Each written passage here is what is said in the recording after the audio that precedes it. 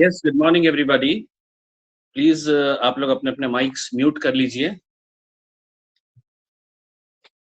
Today we are going to start a new topic, that is historical perspectives of major commissions and movements in Indian education during the pre-independence and post-independence era, with reference to recommendations of secondary and higher secondary education.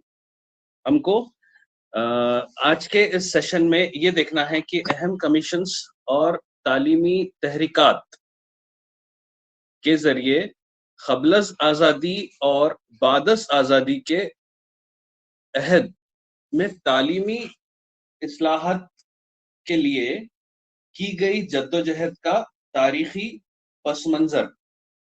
इसमें हम pre independence Ira में जो खास तौर से तालीम को फ़रोग़ देने के लिए, तालीम को एनहांस करने के लिए, तालीम को एनरिच करने के लिए हमारे मुल्क में किस तरह से तालीमी निज़ाम को बेहतर बनाया जा सकता है, अंग्रेज़ों के ज़रिए उठाए गए इक़दामात पर हम गुफ्तगू करने वाले हैं.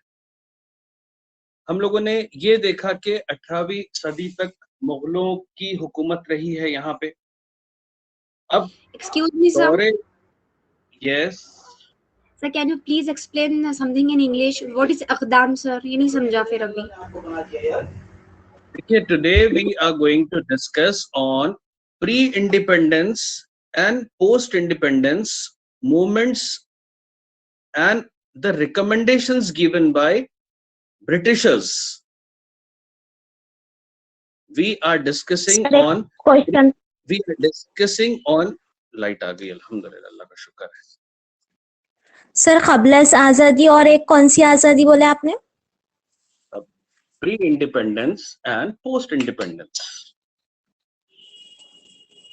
क़ब्ल आज़ादी मतलब के आज़ादी के पहले जो मूवमेंट्स चले, इंडिपेंडेंस के पहले एजुकेशन को प्रमोट करने के लिए, and post independence is after independence, जब हमारे मुल्क को अंग्रेजों से आज़ादी मिल गई. After independence, what all commissions were formed by government, we are going to discuss on those things. Basically, आप ये समझ लीजिए कि एजुकेशन की हद तक, तालीम की हद तक, we are going to discuss on various steps which have been taken by the ruling government. आज़ादी के पहले हिंदुस्तान पर किसकी हुकूमत थी? ब्रिटिशर्स.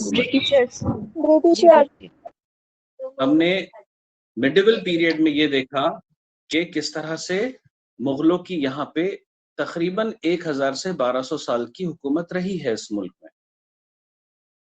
हमने ये देखा कि बाबर के बाद कौन आए, उनके बाद कौन आए, उनके बाद कौन आए, और कितने मुगलों ने यहाँ पे हुकूमत की. हमने मुगलिया दौर में जो तालीमी निज़ाम था, how the educational institute were given funding by the government, how they were given the patronage by the government, how the infrastructure and the salaries were taken care from the Mughals. We have seen this. In 18th century, Mughal Sultanate came to an end. अचानक मुगलिया सल्तनत खत्म हो गई और अंग्रेज आ गए और वो गद्दी पे बैठ गए, ऐसा नहीं हुआ. 16वीं सदी से अंग्रेजों ने मुगलों के साथ अपना बिजनेस स्टार्ट कर लिया था. It took them a long period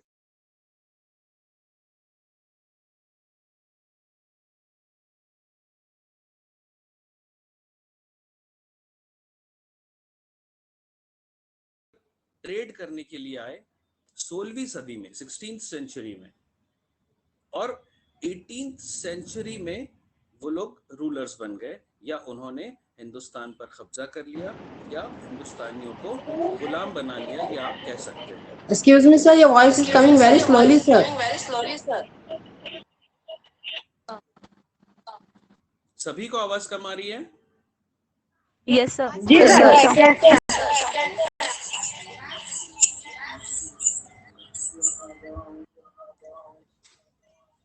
Just give me a minute. Wi-Fi is connected. Sir अभी क्लियर है. नहीं ऐसा लग रहा है सर आप दूर से बोल रहे हैं.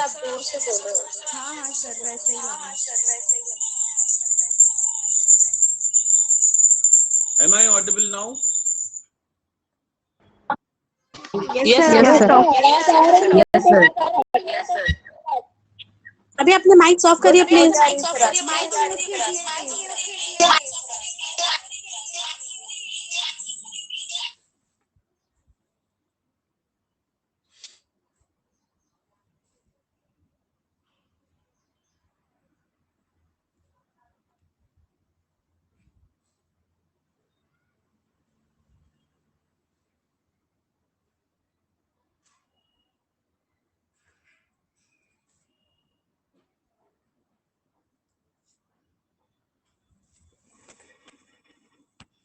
यूनिट यूनिट 1 का जो सी बिट है वो सी बिट है आपका historical perspectives of major commissions and movements in India during pre independence and post independence Ira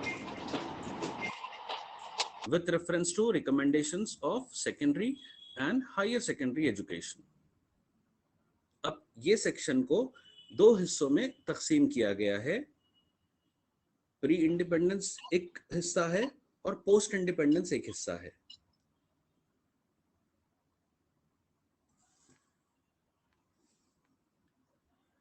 देखिए, ईस्ट इंडिया कंपनी का नाम हम सबने सुना है. हम सभी लोग ईस्ट इंडिया कंपनी से की तारीख से बखूबी वाकिफ है.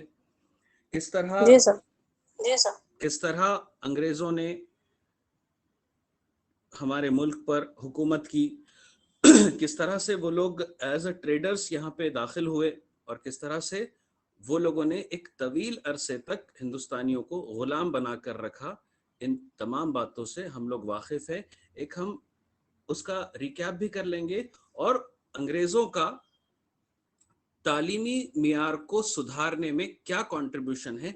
बेसिकली हमें इन चीजों पर फोकस करना है. आई वॉज टेलिंग यू के 16th सेंचुरी में वो लोग एज अ ट्रेडर्स हिंदुस्तान में दाखिल हुए. वो दौर था एम्परर जहांगीर का. जहांगीर जब दिल्ली की गद्दी पर बैठे थे, जहांगीर मतलब अकबर के बेटे. सबसे पहले यहाँ पे बाबर आए, बाबर के बेटे हुमायूं, हुमायूं के बेटे अकबर, अकबर के बेटे जहांगीर. जहांगीर की दौरे हुकूमत में बरतानिया में क्वीन एलिजाबेथ का राज, ब्रिटेन में क्वीन एलिजाबेथ की हुकूमत थी. Now am I audible? Yes, sir. You're audible. Yes, sir.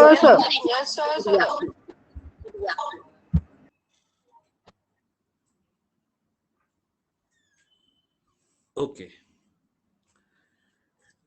तो जहांगीर की जब हुकूमत थी यहाँ पे हिंदुस्तान में, उस वक्त एज एन एम्बेसडर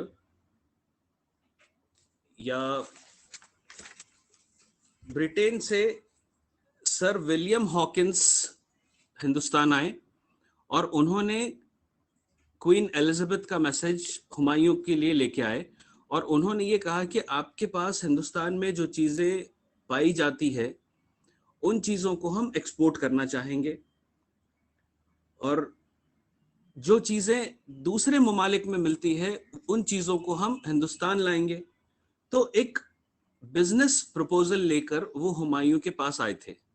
अब हुमायूं को ये लगा कि एक क्वीन का एम्बेसडर यहाँ पे तशरीफ लाया है तो उन्होंने उस तरह से उन्हें रॉयल ट्रीटमेंट दिया.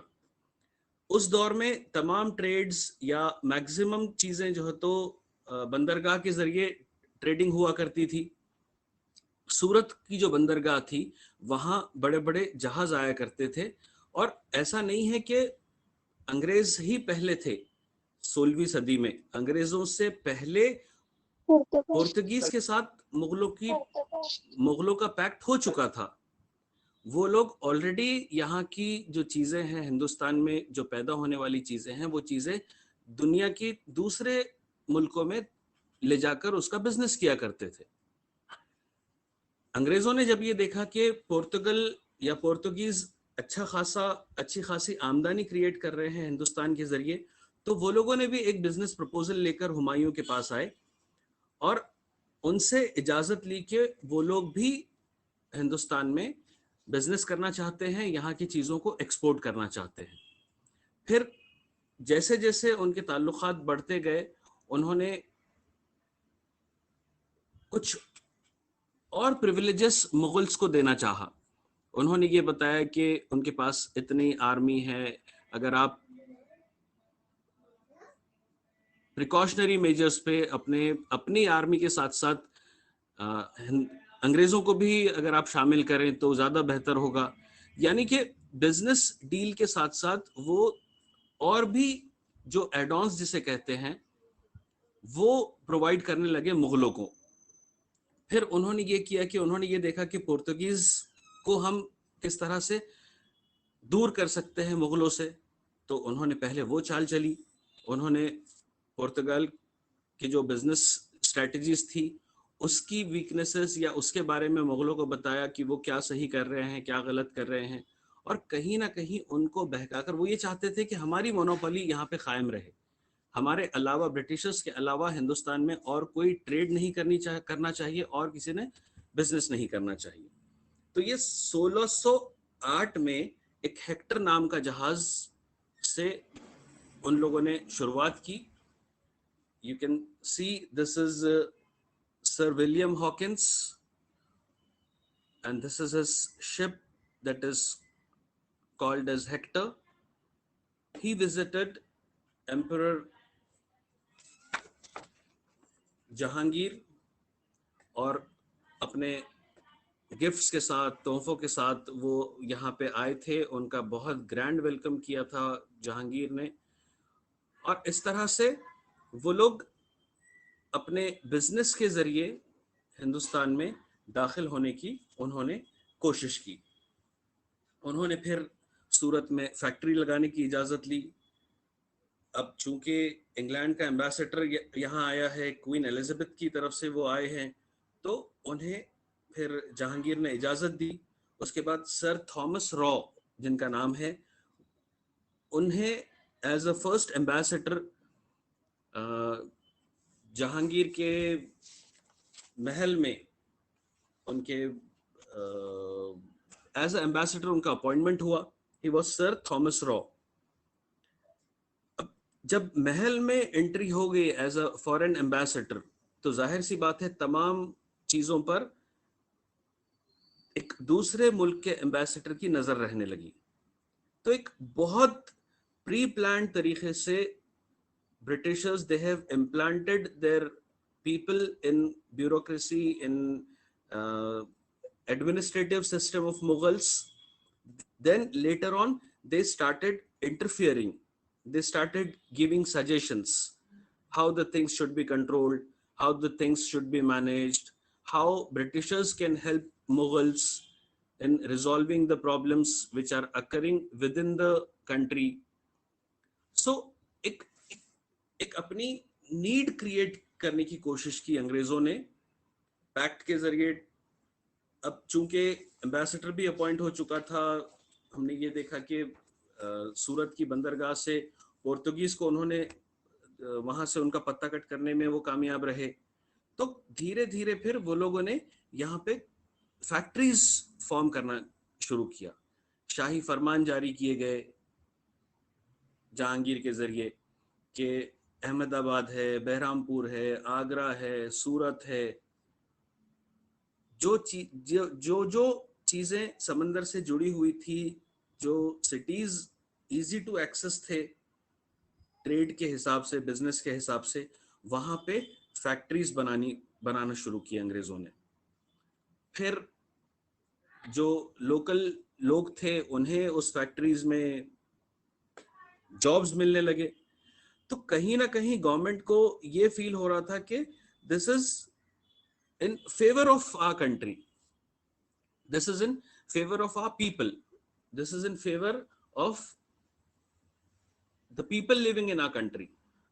So स्पेशल प्रिविलेजेस हासिल करते गए और अंग्रेज जो है तो ईस्ट इंडिया कंपनी की बुनियाद उन्होंने हिंदुस्तान में डाली और ईस्ट इंडिया कंपनी का फॉर्मेशन हुआ, पैक्ट हुआ मुगलों के साथ, और इस तरह से वो लोगों ने यहाँ पे बिजनेस करने की शुरुआत की या ट्रेडिंग करने की शुरुआत की।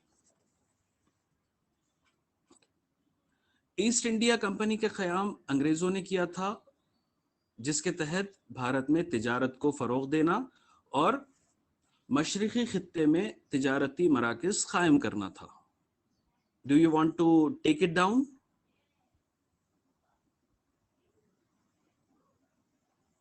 Yes, sir. Yes, sir. East India Company का क़याम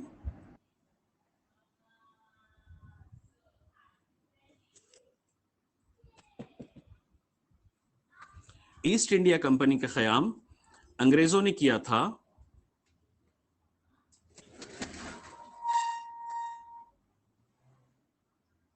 ईस्ट इंडिया कंपनी का क़याम अंग्रेजों ने किया था, जिसके तहत भारत में तिजारत को फरोग देना,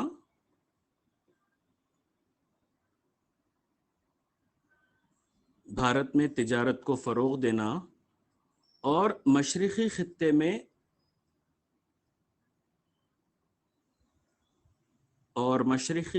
में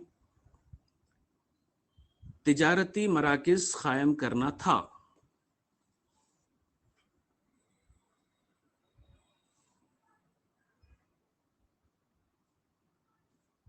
Its intention was to form business hubs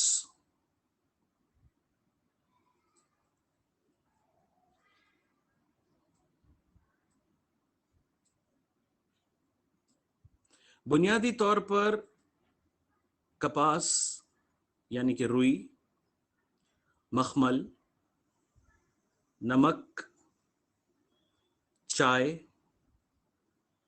और अफीम या जिसे अफीम भी कहा जाता है, उसकी तिजारत के लिए वो लोग यहाँ आए थे।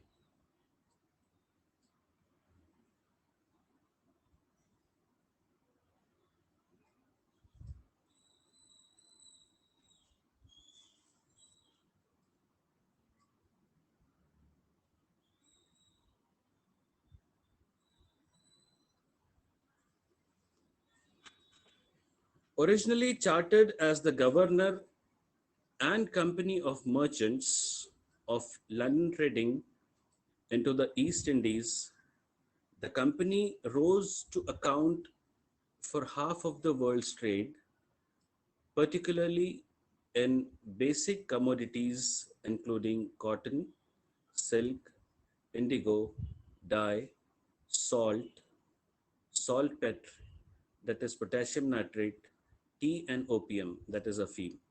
इन चीज़ों की तिजारत के लिए ईस्ट इंडिया कंपनी का क़याम अमल में आया था और ये चीज़ें वो लोग यहाँ से एक्सपोर्ट किया करते थे।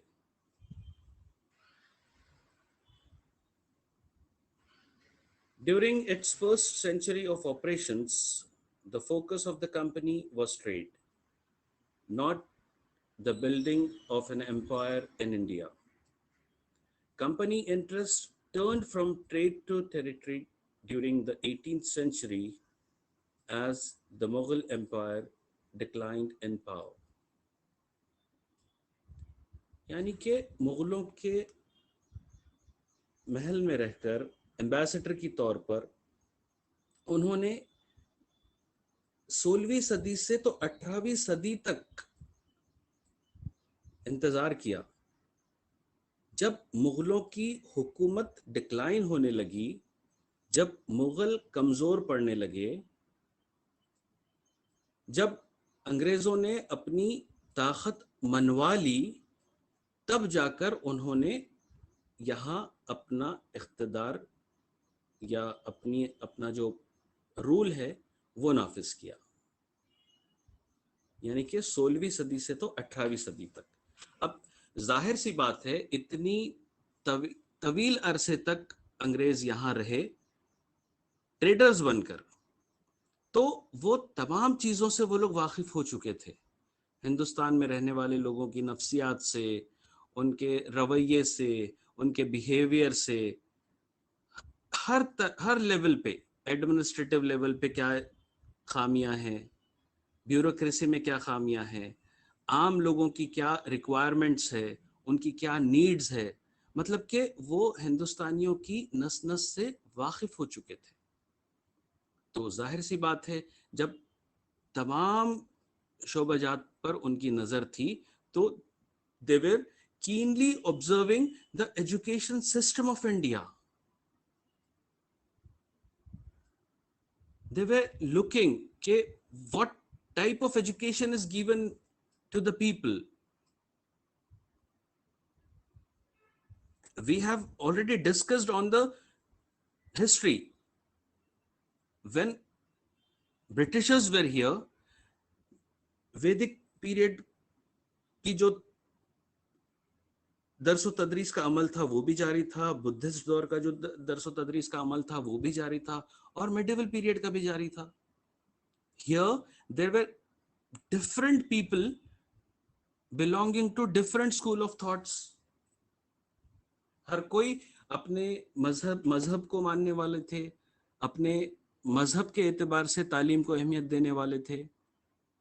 हर एक का ultimate aim of education different था।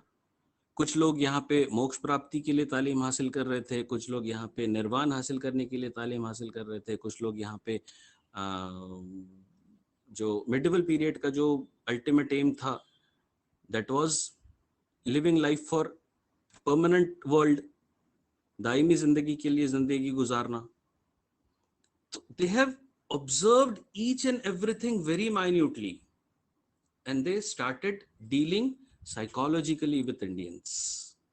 Okay? हिंदुस्तान में अगर तालीमी निज़ाम को बेहतर बनाना है तो क्या किया जा सकता है, क्योंकि उनका एक टारगेट फिक्स था कि we want to capture the whole country, we want to rule these people. तो इन लोगों को अपना बनाने के लिए या इन लोगों को डेवलप करने के लिए, इन लोगों को एनहांस करने के, देखिए हिंदुस्तानियों का डेवलप मतलब ईस्ट इंडिया कंपनी का डेवलप। अगर यहाँ अफीम की पैदावार ज्यादा होती है, अगर यहाँ रुई की पैदावार ज्यादा होती है, अगर यहाँ चाय की पैदावार ज्यादा होती है, अगर यहाँ पोटेशियम नाइट्रेट ज्यादा मिकदार में पाया जाता है, तो financially company will grow. East India company को स्ट्रांग बनाने के लिए वो हिंदुस्तान में रहने वाले लोगों को स्ट्रांग बनाना चाहते थे, वो यहाँ के लोगों को फाइनेंशियली साउंड करना चाहते थे, वो ये देखना चाहते थे कि अगर यहां से ज्यादा चीजों को एक्सपोर्ट किया गया तो इसका फायदा हमारी ट्रेजरी पे होने वाला है। So that's why they focused on educational development, financial development, social development.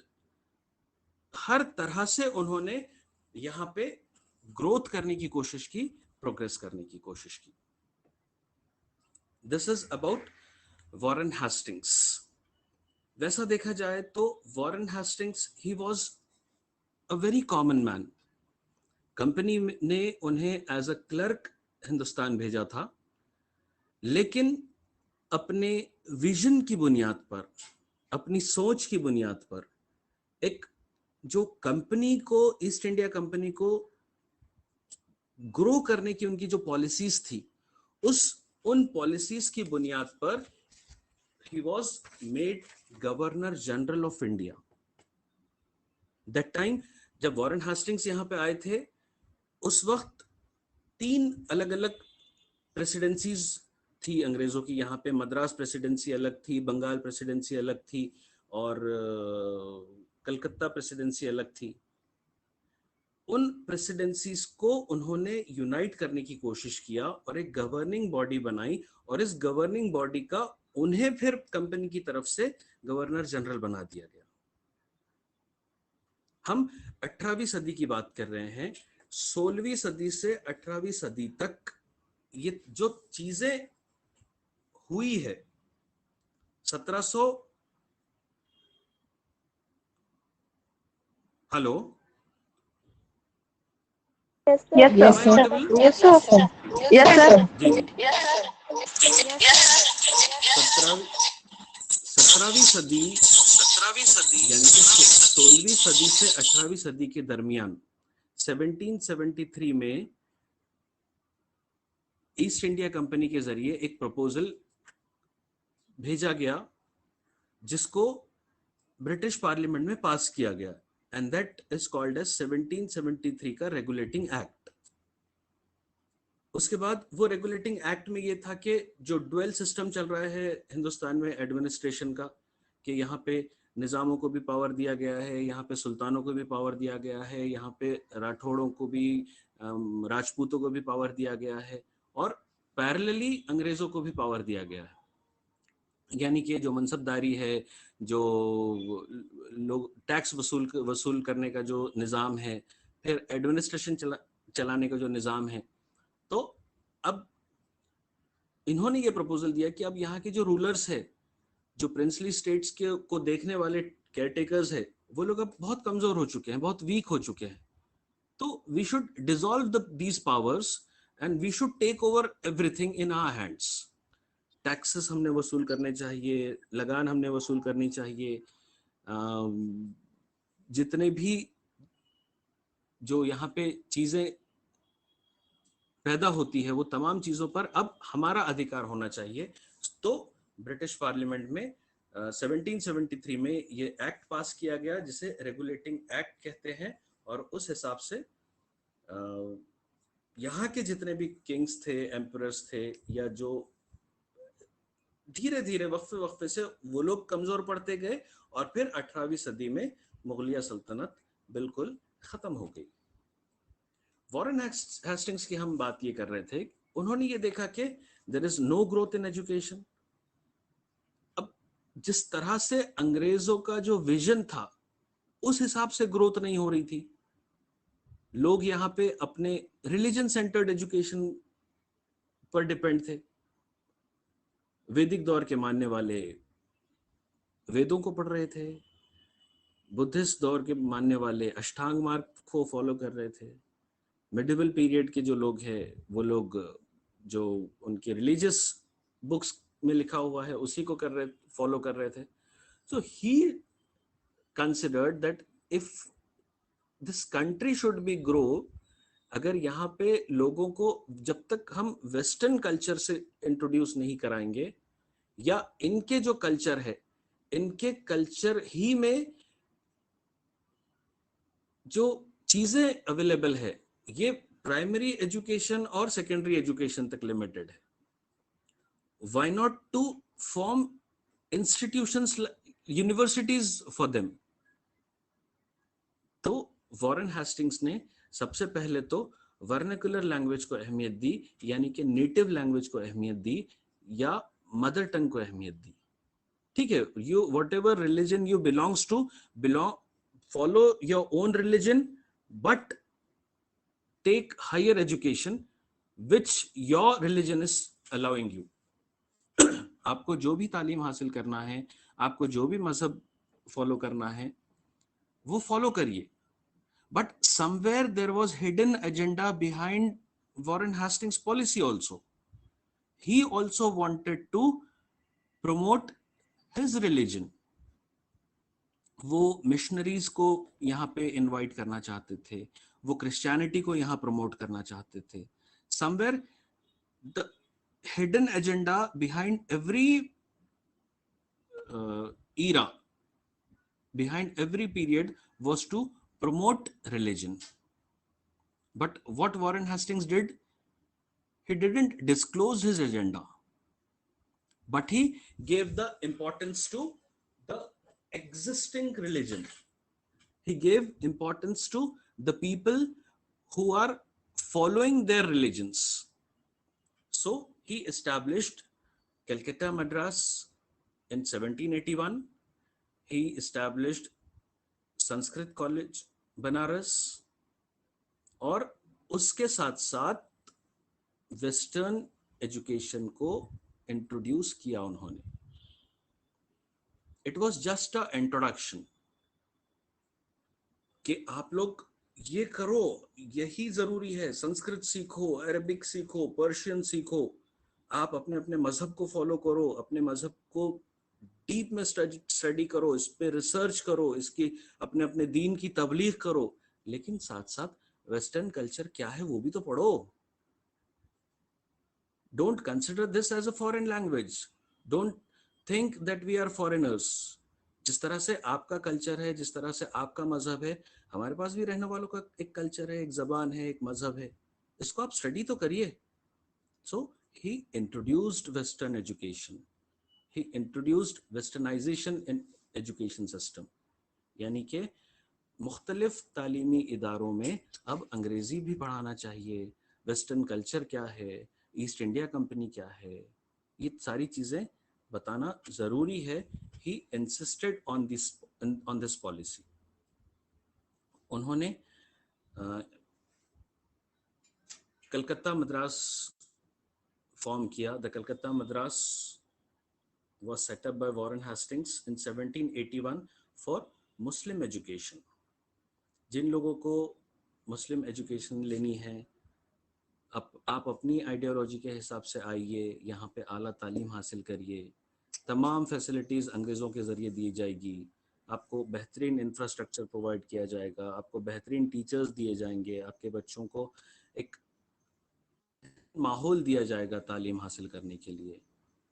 You study your religion also and you get acquainted with Western culture also. So he established Calcutta Madras in 1781. Under his guidance, Sanskrit University in Banaras was established by the efforts of Jonathan Duncan, and the same way Fort William College. On the ground of Fort William College, they established Sanskrit College and Calcutta Madrasa.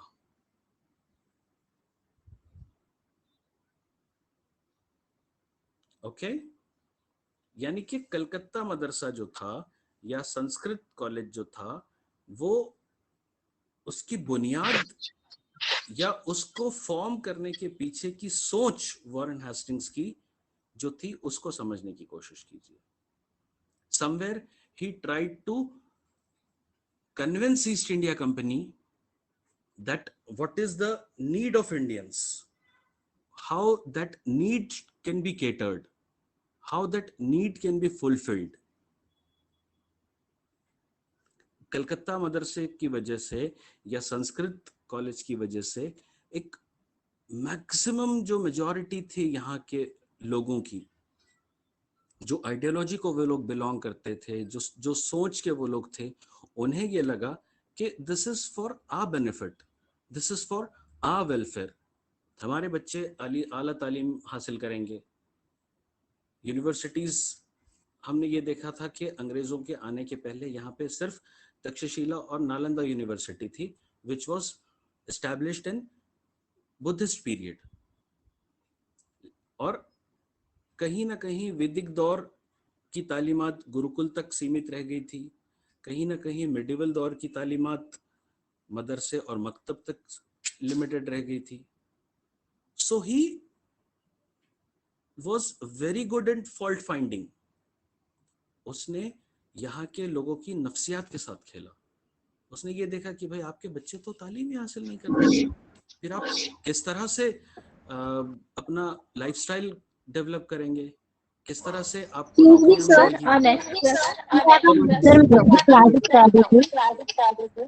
अच्छा time हो गया आपके next class का?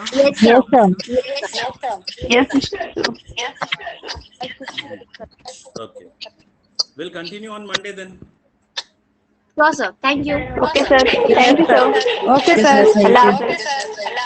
Allah Hafiz. Allah Hafiz, sir. Allah Hafiz, sir. Allah Hafiz, sir. Allah Hafiz, sir.